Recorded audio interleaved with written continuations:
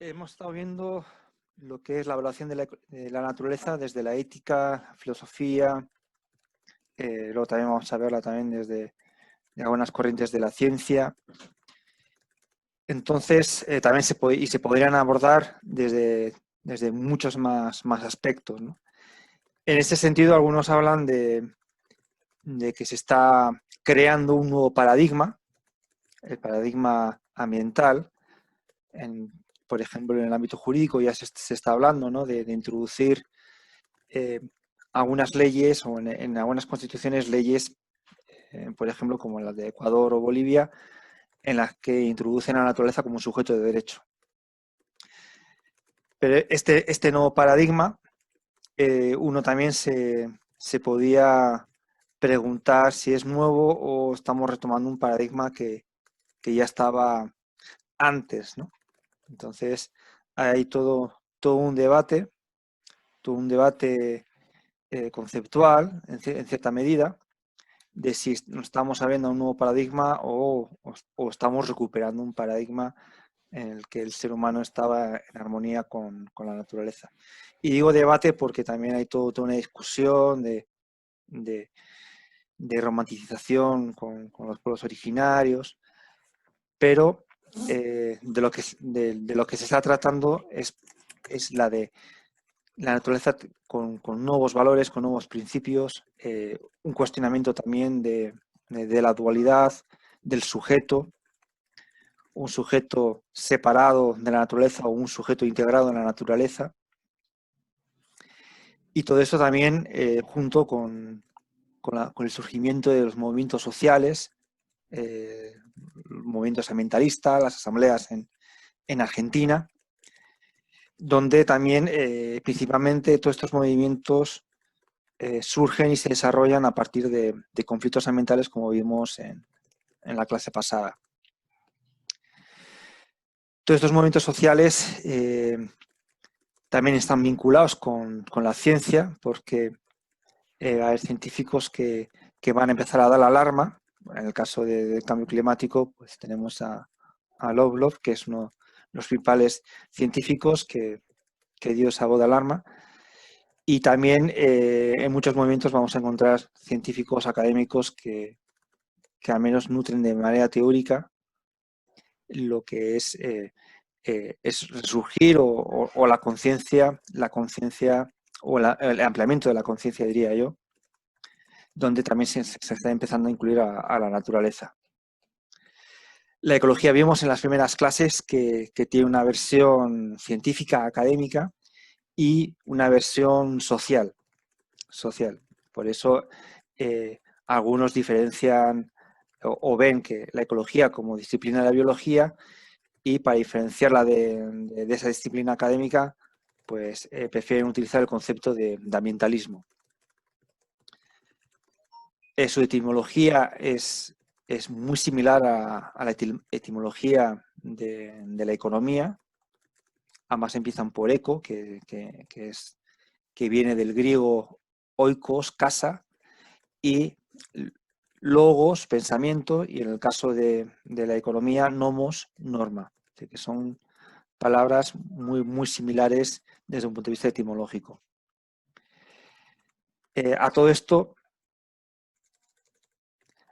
se suma también nuevas metodologías, como puede ser la transdisciplina, que intenta ir más allá de la mera disciplina y combinar disciplinas, como también expresé en una clase previa, siempre desde unos principios morales determinados. Es decir, que aquí es la ética la que marca, la que fundamenta la investigación o el proyecto de investigación.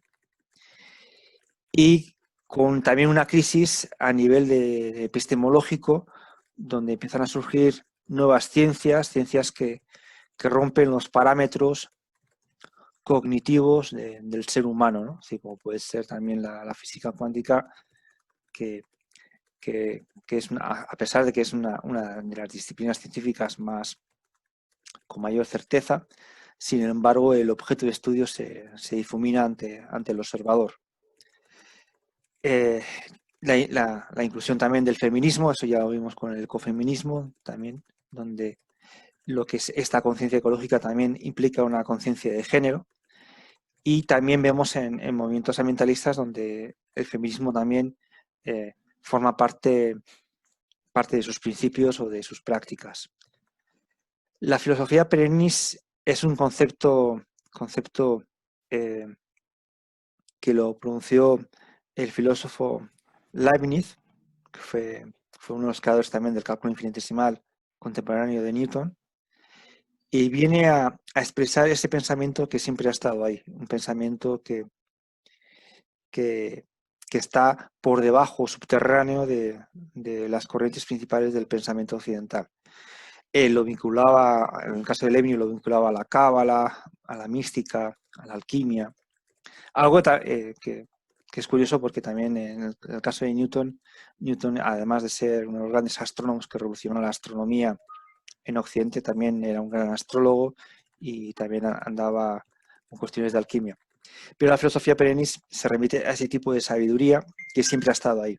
Entonces, cuando hablamos de nuevos paradigmas o viejos paradigmas, también se entroncan con esa filosofía perennis, ese pensamiento que ha estado ahí, que algunos hoy en día lo encuentran o lo rescatan de los pueblos originarios, y de otro tipo de culturas como las orientales, que también han tenido una concepción de carácter monista con respecto a la naturaleza. Y cuando me refiero a comunista, me refiero a que no hay esa separación entre el ser humano y la naturaleza.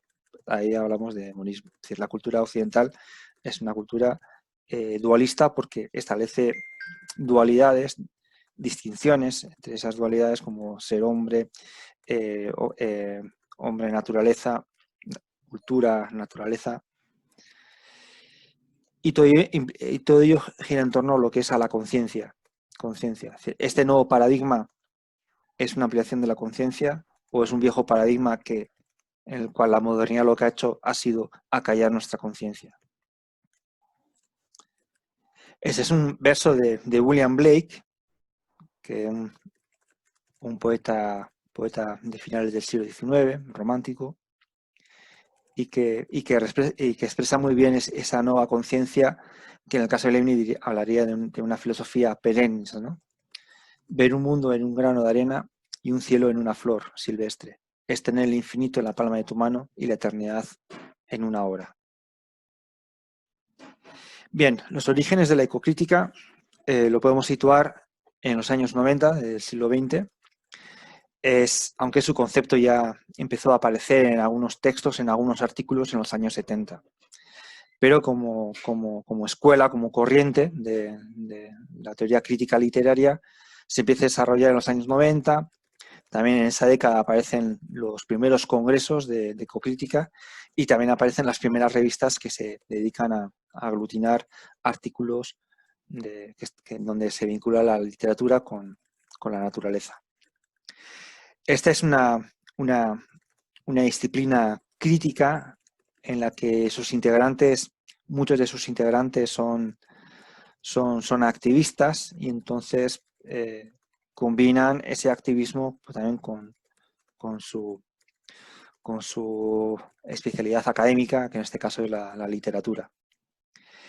Y desde esta escuela literaria, de estudios literarios, la naturaleza aparece como una categoría de análisis literario. La naturaleza y lo que todo ello implica, es decir, también la vinculación del ser humano con la naturaleza, las voces de la naturaleza como sujetos, en el caso de la poesía, como sujetos poéticos, es decir, que poemas donde la voz surge de una planta, de un árbol, de un animal. Esto no habría que confundir con las fábulas, donde hay una proyección del ser humano sobre los animales. Y esta corriente estudia principalmente representaciones de la naturaleza, su vinculación con el ser humano, cosmovisiones, choque de cosmovisiones, es decir, que es una disciplina de los estudios literarios de carácter multidisciplinar o transdisciplinar si en sus estudios predomina lo que es la ética. Y es multidisciplinar porque combina los estudios de la biología, la antropología, la literatura, la filosofía. Por eso de ahí su interés que tiene. Es también una escuela, Iñaki, sí. y el hecho, por ejemplo, de que a los dioses, no sé, como en Grecia o en Roma, se les atribuyera ciertas características de la naturaleza, no sé, como Zeus o Poseidón, ¿hace parte también un poco de esto o no tiene nada que ver como de protectores, por ejemplo, de la naturaleza? No, a ver, te refieres con las mitologías griegas y latinas. Se pueden hacer estudios ecocríticos. Se puede hacer un estudio ecocrítico en el sentido de cómo en esas mitologías está representada la naturaleza. Sí.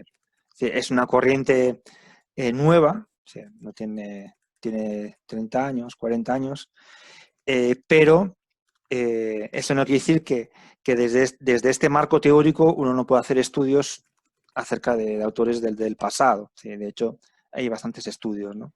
Y, por ejemplo, si podríamos hacer un estudio ecocrítico de la mitología, de cualquier tipo de mitología, la latina, la griega, la nórdica, la oriental.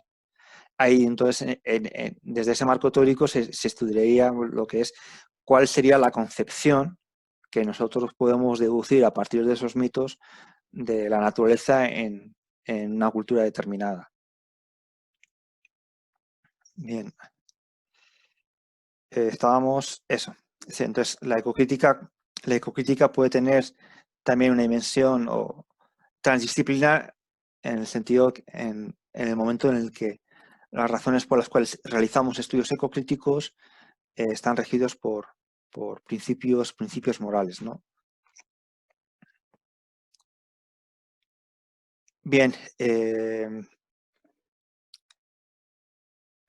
precedentes o a menos textos que pueden ser interesantes para hacer un análisis ecocrítico. También podrían ser los mitos de cualquier cultura, pero tenemos, al menos en Occidente, tenemos unos textos bastante significativos y que también han estado muy presentes en los movimientos ambientales y ecologistas.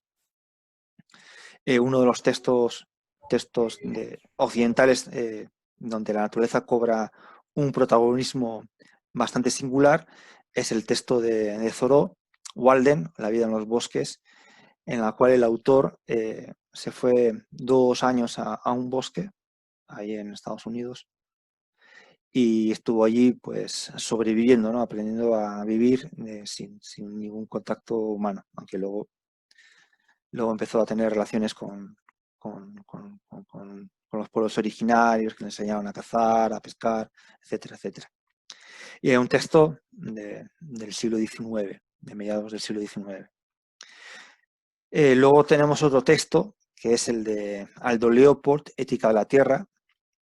También un texto muy interesante porque es un texto fundacional donde hay una propuesta de ampliar la ética y en esa ética incluir también a lo que es a las montañas, a los ríos, a los animales. También un texto que tuvo mucha influencia en los movimientos ambientales norteamericanos de los años 60. Y junto a este texto de Aldo Leopold está el texto de Rachel Carson, Primavera Silenciosa, de principios de los años 60, donde es un texto que, que viene a denunciar el efecto nocivo que tiene el DDT sobre la naturaleza y sobre el ser humano, ¿no? Entonces es un texto también que tuvo un impacto bastante fuerte. Y en el caso chileno podemos mencionar el texto de Luis Oyarzún, Defensa de la Tierra, también, también sería un texto en el cual pues, podríamos percibir ya los orígenes de la conciencia medioambiental, conservacionista en Chile. Todos estos textos son textos que desde un punto de vista literario están muy bien escritos, donde hay una prosa poética bastante clara y es muy llamativo en el caso del texto de Aldo Leopold y de Rachel Carson, porque ambos son científicos. Entonces, son autores que van a escapar esa escritura objetiva, fría, académica, y van a retomar una corriente en la cual la ciencia también era expresada de manera literaria, ¿no? O al menos con muy buena letra. Y hay muchos casos en la historia de la ciencia occidental donde está presente esa buena pluma, ¿no? Como es el caso de Charles Darwin, que fue un autor que cautivó, o al menos una de las razones del éxito de la teoría de la evolución de Darwin fue el estilo literario que utilizó Darwin para expresar sus ideas, ¿no? Y sobre todo la claridad en un contexto que realmente desde el punto de vista de las ideas y de las ideologías estaba en su contra. Entonces, tanto el texto de Aldo Leopold como el de Rachel Carson son textos que están muy bien escritos. Luego voy a leer algunos fragmentos para poder nutrir esta idea, ¿no? de la buena escritura, es decir, recurrir a recursos poéticos, ¿no? para poder expresar ideas en las cuales, en el caso de Aldo Leopold, proponer una ética más expandida, una ética que vaya más allá de lo meramente humano. Y en el caso de Rachel Carson, pues alertar de un uso abusivo de los pesticidas, en el cual no se han hecho muchos estudios para que realmente se puedan utilizar con absoluta tranquilidad. ¿No? Y el caso de Luis Sayarzún también, pues un texto también que sigue en esta misma línea de donde se combina lo académico con lo literario, ¿no? Entonces, pues son textos que también son textos que tienen, todos estos textos tienen una dimensión bastante multidisciplinar. No es meramente lo literario ni tampoco es lo meramente académico, sino que hay una combinación entre lo académico y lo literario. Iñaki, sí. Una pregunta. Bueno, por aquí Ani, desde la casa con Vivi y con Freddy. En cuanto al texto de Walden y bueno, estos textos literarios anteriores, como a que se estableciera como esa defensa de los pueblos originarios, ¿de qué manera se integraba dentro del pensamiento de estos autores naturaleza y pueblos originarios? Si es que ellos pertenecían a esa naturaleza y no estaban, y dentro de ese dualismo, eran parte de lo salvaje o pertenecían como a la visión de ser humano. Sí, yo creo que al menos en los autores que he citado previamente, es decir, incluso en el caso de Thoreau, y también en el caso de Luis Oyarzún, los pueblos originarios están vistos con reverencia, ¿no? Como los guardadores de la naturaleza. Y en el caso de Thoreau es llamativo porque era una época, mediados del siglo XIX, en Estados Unidos y Canadá, una época en la que los pueblos originarios eran considerados como salvajes. Bueno, de hecho, en Estados Unidos creo que la ciudadanía, los pueblos originarios, la ciudadanía la consiguieron en los años 70. Es decir, que hasta el año 70 no han sido considerados como ciudadanos, ¿no? Eso al menos en el caso de Estados Unidos. Y hay una concepción, yo no sé si diría romántica, ¿no? Porque el romanticismo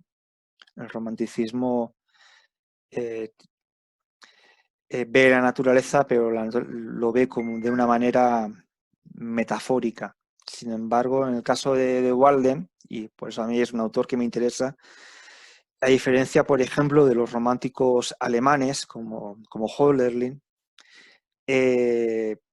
fue una persona que se fue al campo, estuvo 2 años lo que es viviendo en la naturaleza y de la manera más armónica posible. Muy diferente del romanticismo alemán o de otros románticos que hablaban de la naturaleza, creaban canciones, poemas alabanza hacia la naturaleza, pero sin embargo lo hacían desde la ciudad y, y con pocos viajes a la naturaleza. Entonces, eso es lo interesante de Thoreau, que fue una persona que además de hablar de la naturaleza y hacer alabanzas de la naturaleza y hacer una apología de la naturaleza, vivió y sintió y intentó vivir de manera lo más armónico posible en la naturaleza. Y ahí vio que los pueblos originarios sabían perfectamente vivir en armonía en la naturaleza y sabían sobrevivir lo que es en la naturaleza, cosa que las personas que vivían en ciudad, pues un conocimiento que se perdió hace siglos. Y en el caso de Luis Ayerson también, pues también hay una concepción del mapuche bastante positiva y también en un contexto en el que al mapuche se lo ha visto mal. Yo creo que en Chile lo siguen viendo mal a los mapuches, no es que es algo que se haya solucionado, ¿no? Lo mismo también es yo creo que en toda América hay problemas con los pueblos originarios, incluso en Bolivia o Ecuador, donde los pueblos originarios tuvieron una intervención bastante activa a la hora de la modificación de algunos artículos en la Constitución, también siguen teniendo muchos conflictos con lo que es con los gobiernos, ¿no? Con el Estado, ¿no? Entonces es muy interesante que al menos en el caso de Thoreau y en el caso de Luis Oyarzún hay una visión bastante positiva de los pueblos originarios y en contrapartida una concepción bastante negativa del hombre, del ser humano más de ciudad, del occidental, ¿no? Más crítica, ¿no? Sobre todo en el caso ya de Luis Oyarzún, pues todo lo que ha hecho el ser humano, lo que es todos los daños que estuvo haciendo y sigue haciendo al planeta, pues es bastante grande, ¿no? Bien, Aldo Leopold es el primer autor que vamos a ver. Luego también vamos a ver también algunos textos de poesía mapuche. El caso de Aldo Leopold es un autor muy importante porque siendo él un ingeniero forestal, vio la necesidad de ampliar la ética, que en Occidente en su gran mayoría es prácticamente antropocéntrica, gira en torno al ser humano. El feminismo ya también vimos que además de ser antropocéntrica, también se la puede criticar de androcéntrica porque gira en torno al hombre. Y sus textos, al menos uno de sus principales textos que tenemos de él, son textos en los que están muy bien escritos, donde hay una poesía y son una especie como de diario, ¿no? De diario que él va contando sus experiencias, sus sentimientos. Y entonces es un autor que me supongo que si lo habéis leído habréis disfrutado con su lectura. Y una de las características que tiene Aldo Leopold, que también coincide también cuando hablábamos con el tema de la ecología profunda, es que en el caso de Aldo Leopold, a partir de una experiencia, su forma de ver el mundo cambió radicalmente. Y en uno de los fragmentos, que también os lo ofrecí como lectura obligatoria, lo podemos ver como lo definiría Abraham Maslow como una experiencia cumbre, una experiencia espiritual, ¿no? Y ahí en el texto resalto esa cita donde muestra cómo en un momento determinado su forma de ver el mundo, de ver la naturaleza cambia radicalmente, ¿no? Y lo expresa de esta manera. Allí me di cuenta y desde entonces supe para siempre que había algo nuevo para mí en esos ojos, algo que solamente ella y la montaña conocen. Este párrafo, o este fragmento, se remite a la caza de una loba, a la caza de una loba que estaba junto con sus lobeznos, y entonces después de cazarla se acercó y ahí pues realmente tuvo una especie de experiencia y se dio cuenta de que de que lo que estaba haciendo como guarda forestal no estaba bien. Y entonces él empezó a reflexionar de cuál es el valor ecosistémico que tienen los lobos. Entonces se dio cuenta de que la naturaleza está bastante armonizada y generalmente cuando vemos desarmonías muchas veces son por culpa del ser humano, ¿no? Entonces, lo mejor que podemos hacer con las reservas, con los parques nacionales o con lo que es con esos reservorios de naturaleza, que en muy pocos lugares queda naturaleza pura, es las de dejar tal como está, ¿no? Que es un poco el concepto que se utiliza en conservación, ¿no? Que es la preservación. Preservación frente a la conservación significa que dejemos la naturaleza tal como está, que haya la menor intromisión por parte del ser humano. Mientras que en la conservación siempre hay manipulación, hay manejo. Entonces, Aldo Leopold va a proponer también que haya lugares donde realmente la naturaleza esté en el estado más puro posible, cosa que hoy en día es casi imposible. Entonces, a partir de ese texto vemos que también un poco lo que habíamos visto con Leonardo Boff, hay una sacralización de la naturaleza y también del ser humano. Entonces, esa sacralización es lo que definía Leonardo Boff como una religación. Hay un lazo, yo veo que hay una vinculación entre el ser humano y la naturaleza. Entonces, no sé si tengo más. Sí. Entonces, desde una mirada ecocrítica, aquí me estoy ya metiendo ya en el ámbito de los estudios literarios, lo que vemos en Leopold es que justamente para expresar todo ese tipo de emociones, sentimientos, que es lo que al fin y al cabo son los que van a modificar esa cosmovisión o a expresar esa cosmovisión que es diferente a la que tenía antes de esa experiencia cuando se enfrentó con la loba muerta, es un retorno a la poesía y es algo que a veces pensamos que la ciencia siempre se ha expresado de manera matemática, formal, objetiva, ¿no? Y antiguamente los griegos que no establecían la diferencia entre filosofía y ciencia, también expresaban sus conocimientos científicos de manera poética. Y de hecho, el texto de Lucrecio, de Rerum Natura, es un buen ejemplo. Con mayor posterioridad, pues lo vamos a encontrar en Goethe. Goethe también que es un autor también romántico, va a considerar la poesía, junto con también los filósofos románticos, como un lenguaje que también, un lenguaje del conocimiento, del saber, de la sabiduría. Leopold entonces entra en esa corriente que en Occidente empezó a trabajar, a despertar el romanticismo, sobre todo el romanticismo norteamericano, con Thoreau, Emerson.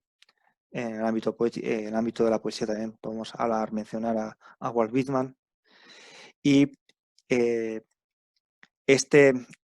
utilizar la poesía como un instrumento de expresión de nuestros conocimientos, pues también cuestiona ese modelo epistemológico y ontológico que caracteriza a la ciencia tradicional, a la ciencia clásica, ¿no? Donde el conocimiento debe expresarse de una manera lo más objetiva posible.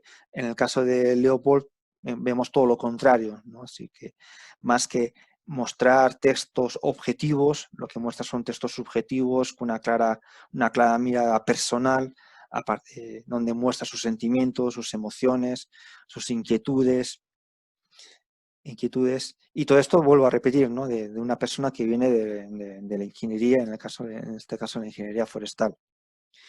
Y lo que vemos en estos autores, que también lo vamos a ver en Rachel Carson, es que lo estético va a ser un reflejo de lo espiritual. Es decir, la poesía va a ser el instrumento para poder expresar aquellas cosas que el lenguaje científico, el lenguaje objetivo no puede expresar, ¿no? Porque de entradas ya rechaza lo emocional por su subjetividad, lo ético también por su supuesta subjetividad, Entonces, por eso la ciencia clásica cae en un recinto epistemológico muy fuerte que hoy en día sigue estando presente, ¿no?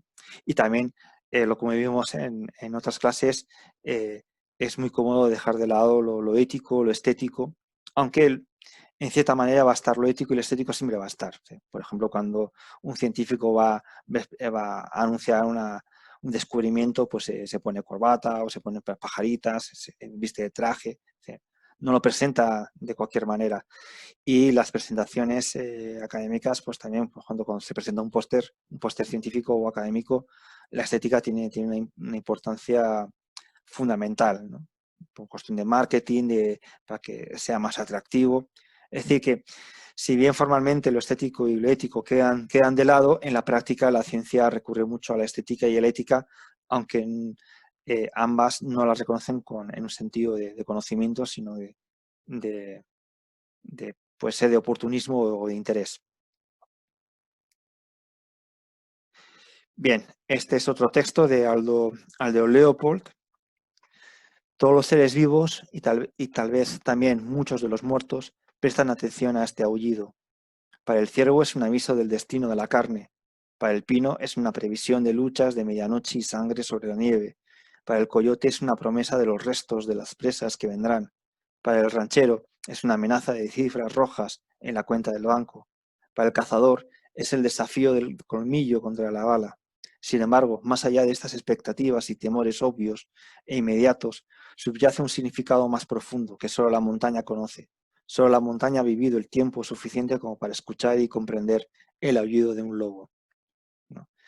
Es decir, que esto es un poco también aquí lo que vemos como el autor empieza a observar el ecosistema como si fuese una montaña, ¿no? Es decir, si yo fuese una montaña, ¿qué es lo que estaría aquí viendo, percibiendo? Entonces, por eso, en este caso, el sujeto narrador se trasciende lo que es al propio ser humano e intenta pensar, intenta sentir como un elemento más de la propia naturaleza. Y entonces ahí la perspectiva cambia totalmente, ¿no? Sí. Por eso lo que es la última oración es bastante significativa, ¿no? Solo la montaña que ha vivido el tiempo suficiente como para escuchar comprende el aullido de un lobo, cosa que la persona de ciudad lo ve, como lo dice más arriba, pues algo que le puede afectar negativamente o que puede estar bajo la mitología de lo maligno, ¿no? Maligno, ¿no? Y no es capaz de comprender lo que es la función ecosistémica que tiene un lobo, lo que es para la naturaleza. Entonces, el texto que está traducido al castellano, Ética de la Tierra, como he dicho antes, es una extensión de la ética humana al planeta. En ese sentido podemos hablar de una ética ecocéntrica porque gira en torno al ecosistema, y los principios morales que están presentes principalmente son el principio de responsabilidad y el principio de cooperación, ¿no? Por eso hay un cuestionamiento del contrato social, ese contrato donde la naturaleza queda fuera, ¿no? Es decir, el contrato se establece entre el sujeto y el Estado, y la naturaleza pues quedaría al servicio de ambos. Y es un texto realmente donde la conciencia ecológica empezó a influir de una manera más fuerte, sobre todo a partir de los conflictos medioambientales que a partir de los años 60 ya se empezaron a agudizar. Y también todo esto también pues vinculado también con la guerra de Vietnam, el desastre ambiental que el ejército norteamericano realizó en Vietnam, lanzando químicos, un montón de bombas, contaminando los ríos, contaminando las huertas, ¿no?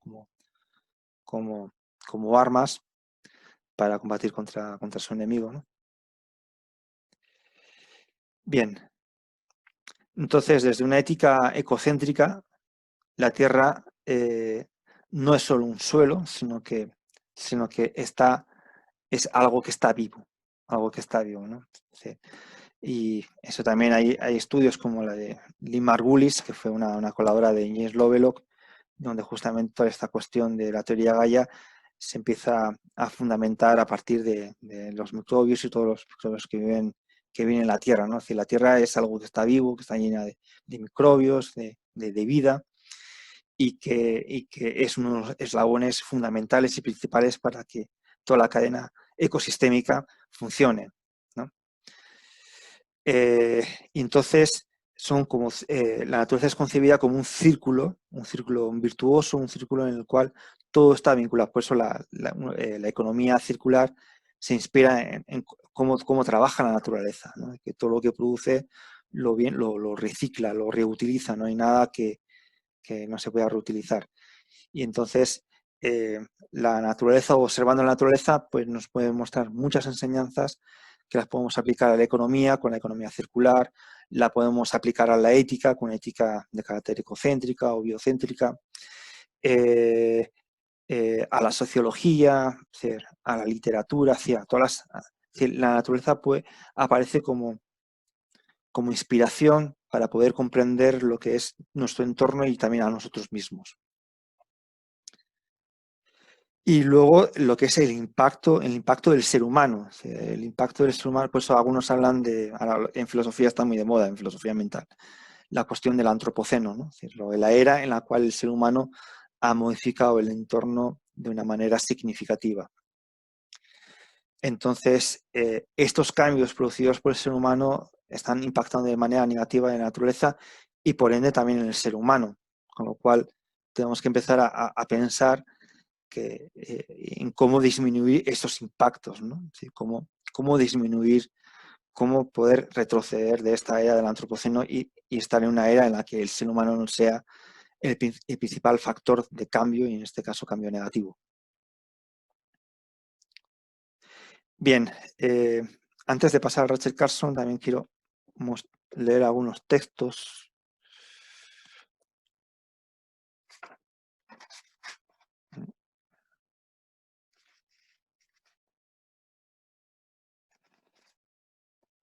Profe, Sí. una consultante, en algún curso nos mencionaban que hay autores que más que hablar del antropoceno podían hablar del capitaloceno, teniendo en cuenta que hay ciertas comunidades humanas que no necesariamente han hecho esta situación de afectar al planeta de forma, en su conjunto, de forma geológica. ¿Existen autores que hablen del capitaloceno en la academia? ¿O es un término que no está muy difundido? Yo no lo he escuchado muchas veces, pero creo que está muy vinculado desde discursos de izquierda o neomarxistas. Y en el ámbito de las filosofías ambientales, a lo que habíamos visto, al ecosocialismo, ¿no? En el sentido de que el principal culpable de los problemas ambientales es el capitalismo. En ese sentido, podríamos hablar de capitaloceno, ¿no? Pero yo creo que el antropoceno es más amplio. Es decir, yo creo que ahí estaríamos cayendo en algunos reduccionismos ideológicos que realmente no sé si se ajustan bastante bien, ¿no? O sea, porque en estos momentos, en mayo creo que China batió su récord en cuanto a contaminación. Entonces, no sé si China lo podemos ver como un país capitalista, socialista, una combinación de ambos. Claro, por lo menos como habíamos hablado en economía ecológica, Félix en algún momento mencionaba que China es más un capitalismo de Estado, se podría decir. Yeah. Y en ese sentido, claro, podría ser porque, claro, además que yo pensaba, siempre han habido distintos problemas en la historia de la humanidad, pero que afectaran completamente al planeta en su conjunto, solamente desde desde mi parecer, desde la aparición de la máquina, o sea, de la máquina automática, pero coincide con esa época. Puede ser, sí, puede ser, sí. Sí, hay más conceptos, sí, desde el feminismo, desde el feminismo también Hay autores que proponen otro tipo de conceptos, ¿no? Sí, sí, visto de esta manera, sí podríamos hablar de Capitoloceno, ¿no? Pero en cuanto a número de artículos, yo creo que es más, está más de moda, ¿no? Por decirlo de alguna manera, el concepto de antropoceno. Si hay más, yo al menos he visto más artículos que el de Capitoloceno. De hecho, de Capitoloceno no he visto sí lo he visto que algunos lo mencionan, ¿no? Pero si hacemos una búsqueda bibliográfica es probable que encontremos más de antropoceno, sí. Bien, Gracias. sí, el texto ya que quería leer ya es el que ya lo había seleccionado. Bien, la otra autora bastante interesante es Rachel Carson.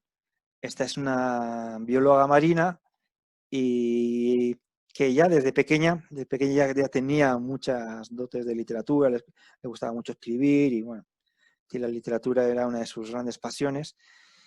Y bueno, al final se decidió por estudiar biología marina y fue una de las grandes biólogas marinas del siglo XX. Fue una gran científica. Y en uno de sus textos, de los más famosos, que es Primavera Silenciosa, en él empieza a denunciar el abuso del DDT y empieza a ver lo que es causas lo que puede causar un mal uso indebido del DDT, que en los años 50, años 60 estaba muy de moda. Bueno, de hecho los pesticidas siguen estando muy de moda.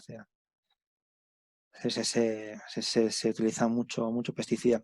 Pero es interesante porque uno cuando lee el texto de Carlson, que es un texto de los años 60, sigue siendo actual. Es increíble cómo en algunas cosas el discurso científico vemos que tiene poco impacto en la sociedad a nivel general, porque se sigue abusando mucho de los pesticidas. De hecho, Argentina es uno de los países que más consumo tiene de pesticidas, de glifosato, un pesticida que en muchos países está prohibido. Y entonces, realmente esta científica lanzó la voz de alarma y tuvo muchos problemas, en primer lugar, porque estaba atentando contra las empresas químicas que tienen un lobby muy fuerte, tienen mucho poder, y el otro aspecto porque era mujer. Entonces, también sufrió bastante por el derecho de ser mujer, ¿no? Y esta autora, junto con Aldo Leopold, influenciaron mucho en los movimientos ecologistas de los años 60. ¿No? Voy a leer un par de fragmentos de Primavera Silenciosa. Así, los capítulos y los nombres de los capítulos son muy evocadores, muy potentes. El capítulo 3 se titula Elixires de muerte y el primer párrafo dice así: por primera vez en la historia del mundo, todo ser humano está ahora sujeto al contacto con peligrosos productos químicos, desde su nacimiento hasta su muerte. En menos de 2 décadas de uso, los plaguicidas sintéticos han sido tan ampliamente distribuidos a través del mundo animado e inanimado que se encuentran virtualmente por todas partes.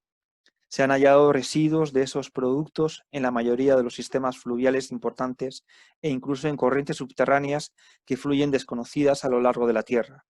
En la Tierra, donde pueden haber sido aplicados una docena de años antes, en el cuerpo de pescados, pájaros, reptiles y animales salvajes y domésticos, hasta el punto de que los hombres de ciencia que efectúan experimentos animales han encontrado casi imposible localizar a seres libres de tal contaminación. Estamos hablando de los años 60, principios de los años 60. Han sido hallados en peces de lagos situados en montañas remotas, en lombrices de tierra recogidas en sembrados, en huevos de pájaros y en el propio hombre, porque tales productos químicos están ahora almacenados en el cuerpo de la mayoría de los humanos, sin discriminación de edades. Se encuentran en la leche de las madres y probablemente en los tejidos de los niños por nacer. Bien, pues si esto ella lo está diciendo con el impacto que tenían los pesticidas en la década de los años 50, pues se pueden imaginar pues cuál es la situación actual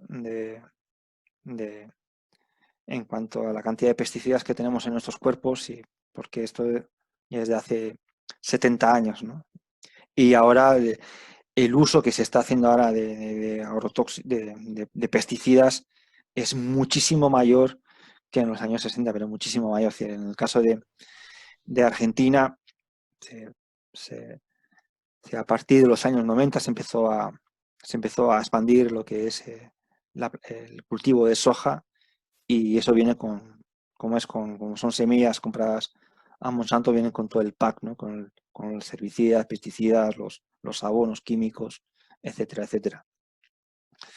Entonces, como veis, pues, y empieza así, los textos empiezan siempre todos los capítulos empiezan de una manera muy literaria, y luego ya va introduciendo un montón de datos, referencias, muestra fórmulas de los pesticidas.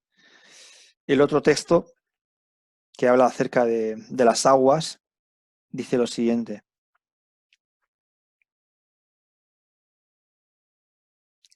el problema de la contaminación del agua por los plaguicidas puede ser comprendido solo en el contexto como parte del todo al que pertenece, la contaminación del total medio ambiente del hombre. La intoxicación que ha penetrado en nuestras aguas proviene de muchos orígenes: residuos radiactivos procedentes de reactores, laboratorios y hospitales, ruinas causadas por las explosiones nucleares, desechos domésticos en ciudades y villas, detritus químicos de las fábricas.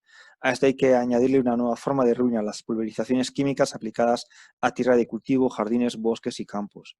Muchos de los agentes químicos que en esta alarmante baraúnda imitan y aumentan los perniciosos efectos de las radiaciones y dentro de los propios grupos de productos químicos. Hay siniestras y pocos conocidas interacciones, transformaciones y acumulaciones de efectos, ¿no? Entonces, es increíble cómo lo que es la actualidad y la vigencia de este texto, que si uno lo lee y no se fija en el año de edición, o de la primera edición, o cuando se editó por primera vez, uno diría que es un texto que ha sido escrito en estos tiempos, ¿no? O sea, por eso tiene una vigencia bastante importante. Sí, Jean-Paul. Sí, tengo algunas preguntas. Por ejemplo, bueno, de los temas más anteriores, porque me acordaba de algunas clases en las que se diferenciaban un poco algunas corrientes o movimientos, en que algunas eran más prácticas y otras eran más teóricas o académicas. Algunas más vinculadas, por ejemplo, a movilizaciones. Y en este caso, en el texto de Leopold, me parece que él hablaba que una de las como de las barreras para un cambio, para la adopción de esta ética de la tierra, era la educación. La educación y la economía no permitía el cambio o no fomentaba el cambio. Entonces me pregunto si es que en la ecocrítica hay algún intento por solucionar ese problema, porque estos textos probablemente jamás sean leídos en un colegio, por ejemplo. Entonces, como de hacerse partícipe de la solución, aportando a ese contexto. Ya, yo creo que el principal problema de la ecocrítica es que es una corriente literaria, pero que no tiene un gran impacto en el ámbito académico. Sí, de hecho, la primera vez que se editó un curso de ecocrítica en la Austral fue porque a mí me invitaron, porque sabían que me gustaba mucho la literatura y la ecología, y me sugirieron a ver si podía dar un curso de ecocrítica. Pero es algo bastante excepcional. Es decir, son muy pocos las personas, por ejemplo, que en Chile siguen esa línea de investigación en el ámbito de la ecocrítica.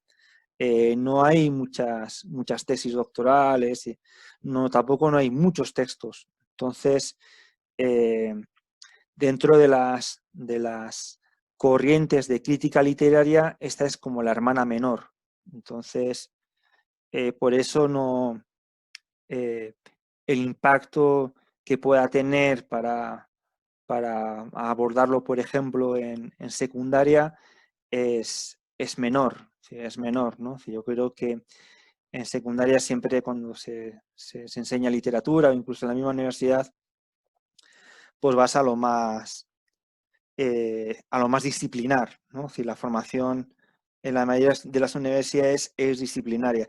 Y la ecocrítica, sí o sí, como mínimo te implica una multidisciplinaridad.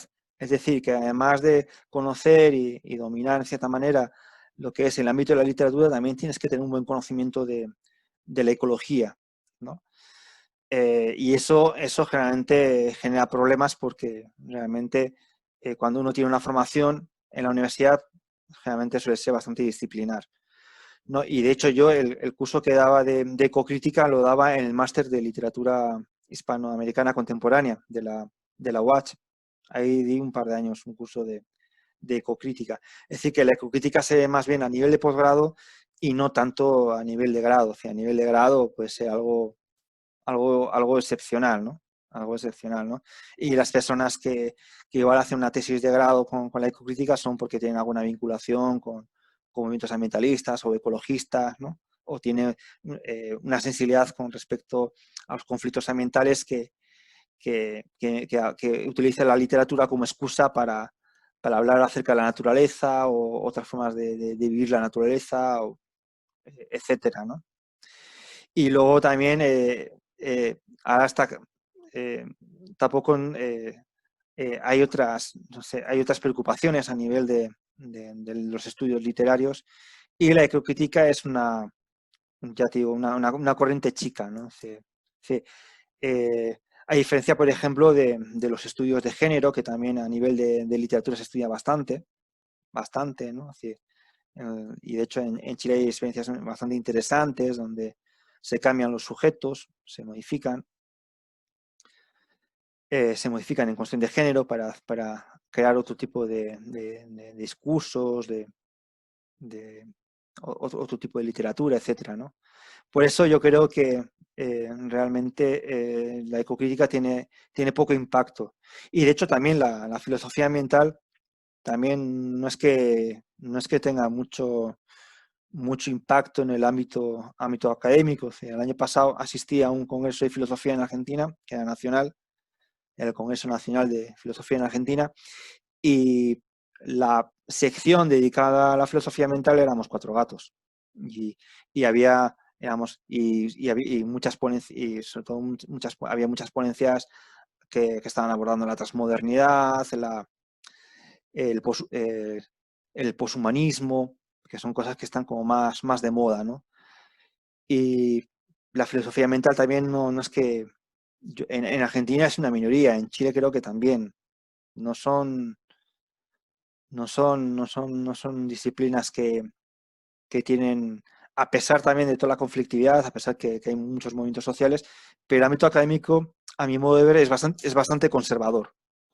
Entonces, esto escapa un poco a lo que es, a que entrase con más presencia en la secundaria o incluso en la universidad. Por eso yo creo que tiene poca presencia, pero sí que habría propuestas muy interesantes de, por ejemplo, trabajar los poemas de Gabriela Mistral desde la ecocrítica, donde se ve cuál es el rol que está la naturaleza, las influencias, cómo tiene influencias también de carácter espiritual religioso con los franciscanos.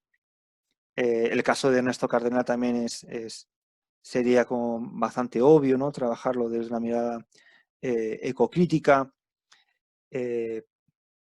Nicanor Parra también tiene poemas que reflejan también la problemática ambiental. Raúl Zurita también tiene cosas bastante interesantes, más vinculadas, por ejemplo, a la NART, pero que también se podrían hacer lecturas ecocríticas. De hecho, se han hecho lecturas ecocríticas. Así que, pero realmente yo creo que sería son casos excepcionales, ¿no? Que eso se trabaje, pero se puede trabajar tranquilamente. Es que mi pregunta era porque bueno, en varias asignaturas he pensado bueno, estamos viendo la parte teórica en la academia, pero ¿qué estamos haciendo para que realmente baje a la gente? Y en general uno cree que en los niños, en los jóvenes, en los colegios, es más fácil hacer un cambio, porque están menos, como de alguna manera, como contaminados por todo este tiempo. Entonces me preguntaba, por ejemplo, en el desarrollo de escala humana, y varios compañeros también preguntaron qué pasaba después de que se aplicaba, por ejemplo, la matriz de necesidades fundamentales. Entonces, la respuesta fue que normalmente no pasaba mucho, o sea, que dependía del investigador nomás, que si es que quería implementar algo o no, pero probablemente muchas veces ha quedado ahí nomás, como un ejercicio. Entonces, es interesante obviamente hablar y reflexionar y todo, pero ante la complejidad del problema, yo creo que de alguna manera también es tiempo como de actuar, porque desde otras corrientes menos, eh, menos, o sea, más débiles, por así decirlo, como un poco como veíamos la ecología débil o humanismo débil, qué sé yo, hay muchas más aplicaciones. O sea, por ejemplo, no sé, yo he participado en la, mm, en la acreditación de establecimientos educacionales en sustentabilidad. Eh, y las cosas que se ven son súper simples. O sea, por ejemplo, no sé, reducir el consumo eléctrico. No sé, hacer en la clase, por ejemplo, en alguna clase que no sea de ciencias naturales, hablar sobre algo de naturaleza. Tengo cerca mío una carrera de energía y sustentabilidad en que se asume en el perfil de egreso que la única opción es la economía circular, por ejemplo. Entonces, estas como tendencias que mantienen el modelo actual con una pequeña variación, está siendo mucho más aplicada. Entonces, probablemente en el futuro, en 20, 30 años más, cuando los niños estén en el colegio, estén tomando las decisiones, eso va a ser lo que se va a hacer. Entonces, al final vamos a tener crecimiento verde, vamos a tener economía circular, que a menos que sea perfecta no va a solucionar el problema. Entonces, tengo como esa preocupación como de cómo implementarlo. Y probablemente también tenga que ver con mi formación de que, como soy ingeniero, como que me gusta así como ya pensar ya, ¿cómo lo vamos a hacer? O sea, ya como empezar a hacer el proyecto, más que Sí. tanto el pensarlo. Y por eso, como el trabajo de estética que quería hacer para esta asignatura, le he dado un montón de vueltas y quería como que tuviese esa funcionalidad, o sea, quizás crear, no sé, una especie de libro de texto o cuento o no sé, algo que pudiese representar todas estas ideas que están en la universidad a nivel de posgrado y bajarlo a colegio. Muy bien. Sí, sí, son, claro, a veces nuestras formaciones como a veces digo, nos deforman, ¿no? Y claro, un ingeniero, pues, lo teórico en sí mismo no le sirve porque la principal misión del ingeniero es llevarlo a la práctica, ¿no? La teoría, pasarlo a la práctica. Pero la teoría es necesaria, también es necesaria, ¿no? Es decir, que me supongo que también lo que comentaba un compañero tuyo, que cuando tengas que fundamentar tu proyecto ingenieril, vas a necesitar de la teoría, vas a necesitar de la ética, vas a tener que explicitar principios por los cuales has decidido llevar eso a la práctica, ¿no? Si decides... Sí, o sea, Sí. a mí yo valoro mucho la teoría y me encanta esta asignatura. O sea, yo le decía a Eduardo hace un rato que en el pregrado la asignatura que más me gustó fue ética, o sea, ni siquiera alguna de ingeniería. Pero, pero un poco me pasa lo mismo con más áreas de la ingeniería, por ejemplo, en temas de datos. Yo siempre he encontrado que en Chile, bueno, y en el mundo hay poca información para poder tomar decisiones correctas. Por ejemplo, Ya. lo llamamos de la asignatura el análisis costo-beneficio, que no tenemos todos los costos, cómo valorar las cosas. Entonces, si quisiéramos hacerlo así, valorando todo, no es imposible porque no tenemos toda la información. Entonces, ¿en qué momento como dejamos de perseguir la información y empezamos a actuar ahora? Y por último, en paralelo, hacer las dos cosas. Seguir buscando información para poder tomar mejores decisiones o seguir desarrollando la teoría porque también se necesita la reflexión y todo, pero también como, aunque sea apresurado, empezar a hacer algo para, porque si no, vamos a llegar al momento en que vamos a ser tan expertos, Claro, sí, pero sí. se nos va a acabar el tiempo. Entonces, Sí, no, la ecocrítica tiene muchas aplicaciones en la forma de enseñar la literatura, ¿no? Y se utiliza la literatura como excusa para reflexionar acerca de la naturaleza.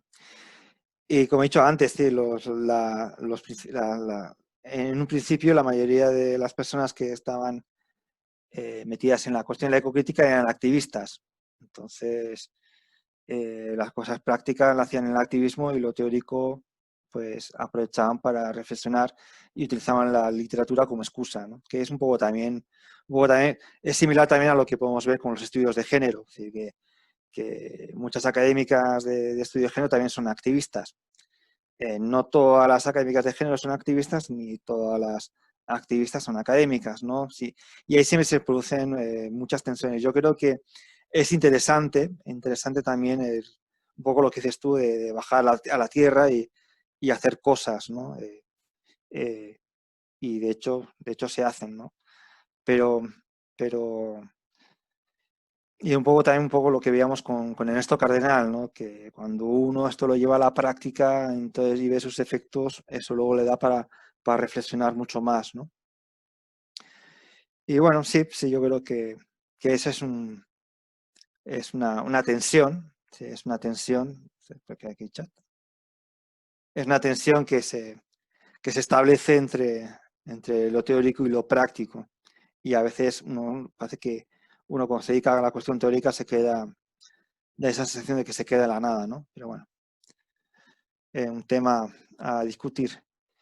Bien, los principios morales que están presentes en el texto de Primavera Silenciosa son el principio de precaución y el de responsabilidad. El de precaución, que es diferente al precautorio, de precaución es porque ya tenemos conocimientos de los efectos nocivos de los pesticidas y sin embargo se siguen utilizando. Cuando no se sabían, cuando no se tenía conocimiento cierto del uso de los pesticidas, hoy en día muchos de esos productos no se podrían utilizar porque ahí aplicaríamos el principio precautorio, es decir, que ante la falta del conocimiento, realmente, si no estamos seguros de que ese producto no puede, no es perjudicable para el ser humano y para el sistema, entonces no lo podríamos utilizar. Pero el principio de precaución viene a decir, bueno, si sabemos que ese producto afecta negativamente o puede alterar el ADN del ser humano o de cualquier organismo vivo, pues no se debiera de utilizar. Y el de responsabilidad, ¿no? Y sobre todo el principio de responsabilidad, en el caso de Rachel Carson, va a recaer además sobre el ámbito político, en el que ella también tuvo que lidiar, también con el ámbito académico, ¿no? O sea, es decir, la responsabilidad que tiene el científico, lo que es para trabajar en ciertas áreas y también para que esos productos realmente no sean tóxicos. Es decir, que esos serían como los principios morales que yo más destacaría.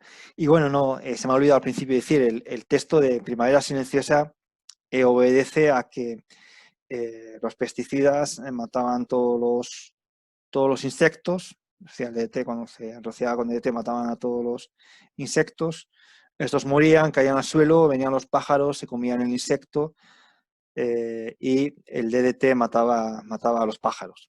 Entonces, al año siguiente, en la primavera, no había pájaros, no había insectos, no había pájaros, y al no haber pájaros no se escuchaba el cantar de los pájaros, de ahí viene la metáfora primavera silenciosa, ¿no? Porque los pájaros se habían muerto como un daño colateral de los pesticidas. Pero Rachel Carson va más allá. Dice, no solo está matando a los pájaros, sino que también el efecto de los pesticidas en el ser humano también pueden acarrear enfermedades porque muchos pesticidas son mutagénicos, así que pueden alterar el ADN del ser humano y sobre todo en los niños y niñas o no, en los bebés. También pueden contaminarse por la leche, por la placenta, que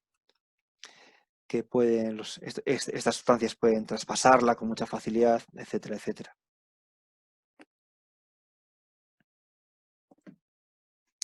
Bien, el siguiente autor que quiero trabajar es Luis Oyarzún, chileno.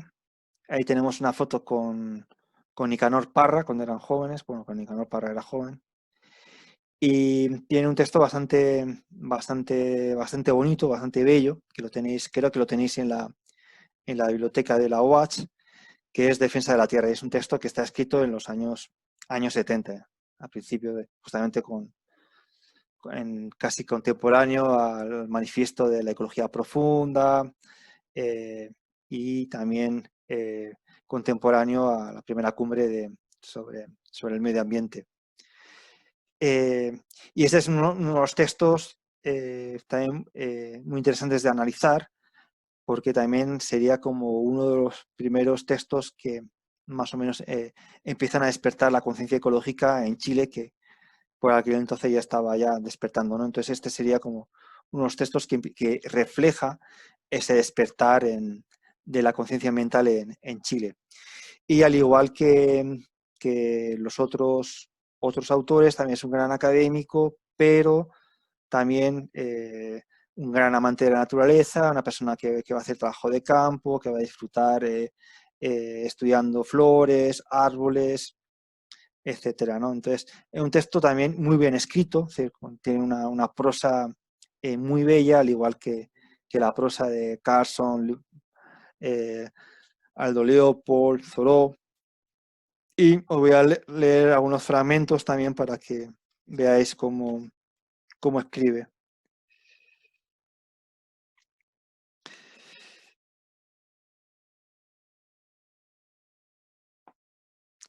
Bien, la preservación del suelo es un deber sagrado. Ama la tierra como a ti mismo, debió también decirse. Mas los hombres no acertamos a amarnos a nosotros mismos. La tierra que nos rodea es el espejo del alma humana, mas el hombre quiere romper su espejo. Tala y quema los bosques, suelta cabras de diente ponzoñoso en las quebradas y convierte al humus en generador de sueños en ceniza muda, en fibras deshilachadas bajo el sol, escarmentador implacable. ¿No tendrán también las plantas un Espartaco que luche por sus derechos? Consuela un poco pensar que ya son muchos, pero siempre pocos frente a la legión de los depredadores deliberados o inconscientes. El hombre violento, el que quiere destruir y destruirse, que no ama sino la vociferación o el goce combinatorio, persigue a los pájaros, no ve ni huele flores, ciega los pozos con basuras. Allí donde cantaban las aves sobrevivientes del paraíso, la lluvia desmenuza los terrones y los arrastra al mar. Que como veis tiene es una prosa bastante poética. Bien, sigue. Chile y los árboles. En los pocos siglos que cuenta Chile, desde las primeras ocupaciones humanas, no nos hemos contentado con destruir gran parte de las riquezas y hermosuras naturales que estaban a nuestro alcance. Hemos ido más lejos que nuestros antepasados indianos y españoles, pues aún regiones recién incorporadas a la civilización como Aysén están ya transformándose en desierto, sin más vida que los musgos y líquenes.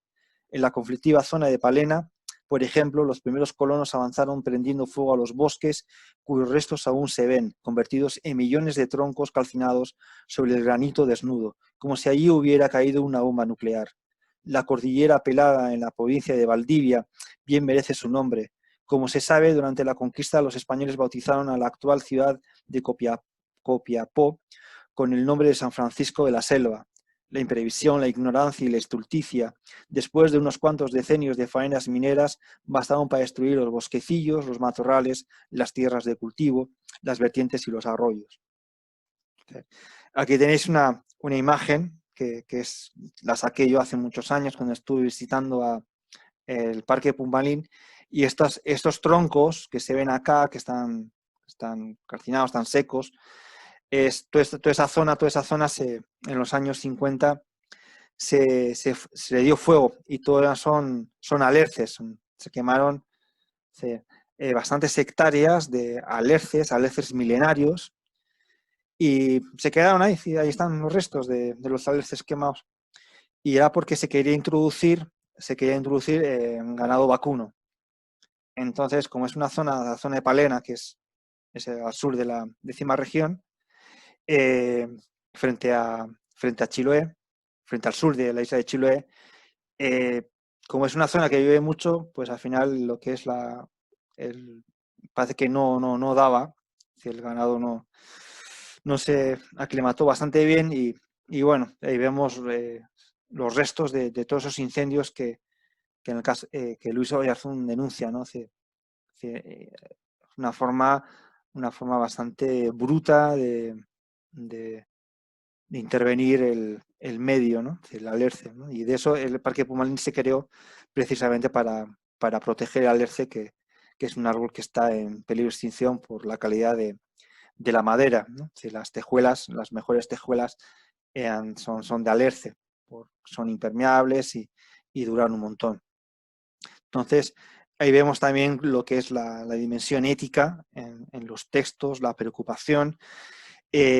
También la preocupación de Oyarzún por ampliar la ética, que no sea una ética tan antropocéntrica, sino ahí habla de quién va a defender los derechos de las flores, de los árboles, de las montañas, ¿no? Muy la línea también de Aldo Leopold, ¿no? Más adelante en el texto también, pues, bueno, evidentemente Luis Oyarzún leyó a Aldo Leopold y también leyó a Rachel Carson, porque más adelante cita a la norteamericana. No sé si leer uno más. Sí, voy a leer otro párrafo más. Este es un largo capítulo que empieza con la misma presencia humana sobre el planeta. El hombre es esencialmente depredador, destructor de su ambiente y por ende de sí mismo. Pero dentro de su dual naturaleza se dan también las fuerzas creadoras contrarias que tienden a la regeneración del medio, tema que en los últimos años ha alcanzado categoría universal de primera importancia. Vivimos tal vez el último momento en que sea posible hacer algo entre las urgencias paralelas y complementarias de la lucha contra la miseria y el subdesarrollo y en favor de una tierra habitable. Algunos, con la desconfianza característica de nuestro tiempo, han solido ver en la ecología y la defensa de la tierra una nueva máscara del imperialismo para desviar la atención de las masas, sobre todo juveniles, de los problemas planteados por la subversión de los pueblos explotados y la guerra del Vietnam. El que ello pudiera ser así en algunos sectores no priva de su importancia al tema conservacionista. ¿De qué valdría una revolución triunfante sobre una tierra calcinada y destruida con fallas irrecuperables? Que evidentemente está haciendo mención lo que es a ese discurso que estaba presente en los años 70, discursos que veían esto como una moda del primer mundo, una moda gringa, otra forma de colonialismo, ¿no?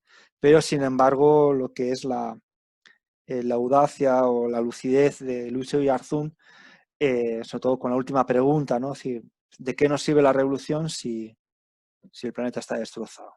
Entonces, que luego va a ser un concepto que va a estar ya muy presente posteriormente, es decir, 20 años después, va a estar presente en el ecosocialismo, ¿no? Es decir, evidentemente, si llega a una revolución, además esta revolución tiene que ser verde. Cosa que en los años 70 no se veía así desde de la izquierda.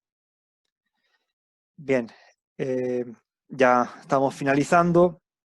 Pasamos a Licura Chihuahilaf, poeta mapuche, que escribe también en Mapuzungún, y ese es un fragmento de una de sus obras. Sentado en las rodillas de mi abuela, oí las primeras historias de árboles y piedras que dialogan entre sí, con los animales y con la gente nada más, me decía. Hay que aprender a interpretar sus signos y a percibir sus sonidos, que suelen esconderse en el viento, ¿no? Entonces, es muy interesante en la poesía mapuche, sobre todo en la de algunos que tienen una mayor vinculación, sobre todo con la naturaleza, donde los sujetos poéticos cobran voz propia, ¿no? Entonces, que es un poco lo que hablábamos al principio, ¿no? Con las primeras clases, que para nosotros esto es poético, que las piedras dialogan entre sí, pero para muchas comunidades, para ellos, dialogan entre sí. No es literal para ellos. Por eso lo que es las cosmovisiones a veces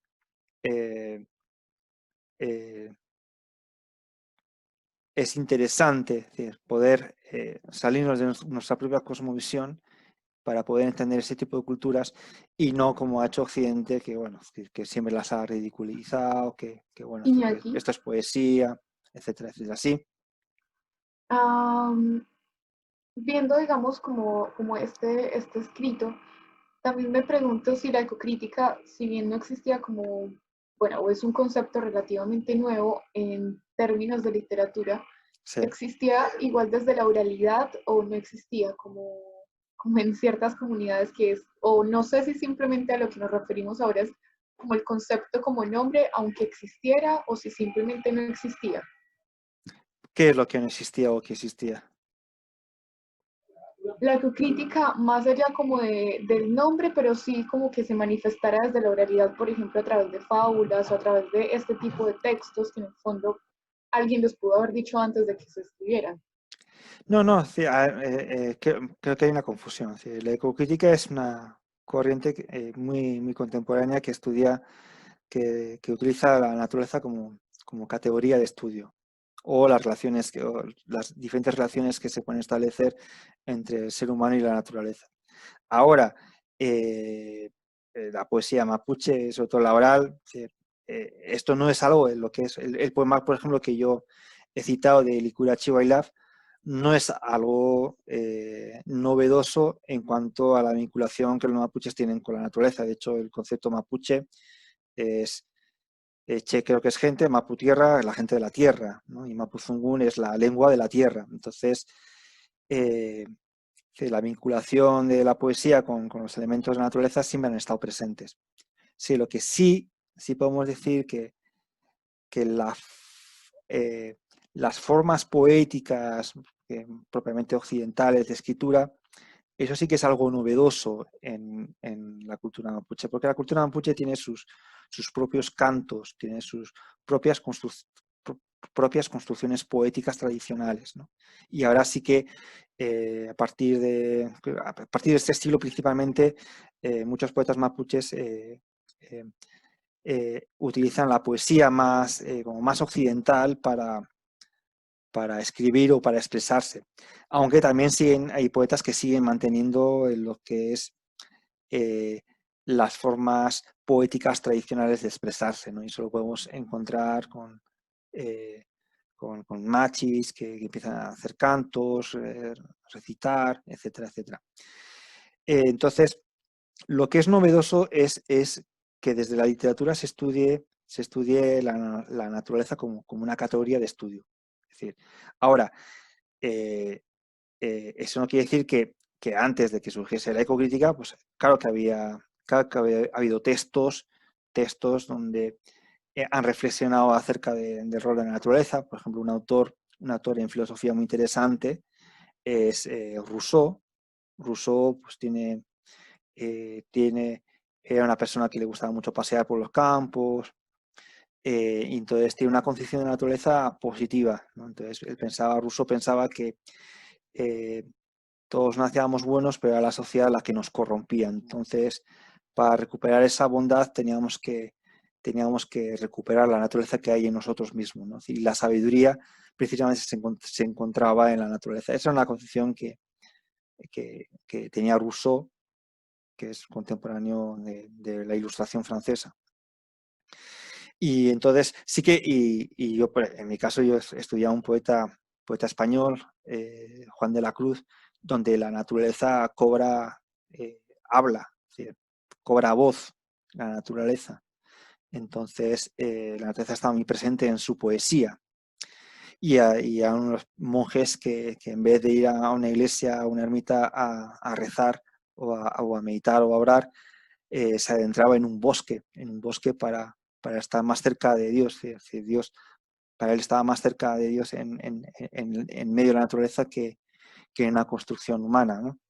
Entonces, eso es lo que hay que diferenciar. Una cosa son los estudios ecocríticos, que es algo que coincide también con esta conciencia ambiental que se ha empezado a desarrollar sobre todo a partir de los años 60, años 70, y entonces algunos activistas, algunas personas que estaban vinculadas con movimientos ambientales dijeron, bueno, sí, ¿por qué no estudiamos la naturaleza como categoría teórica en la literatura, ¿no?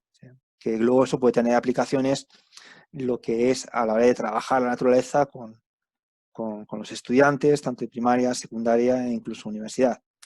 Entonces son como dos cosas diferentes. Una cosa es la reflexión o la expresión de la naturaleza, que siempre ha estado, y otra cosa es la ecocrítica como una corriente de los estudios críticos literarios.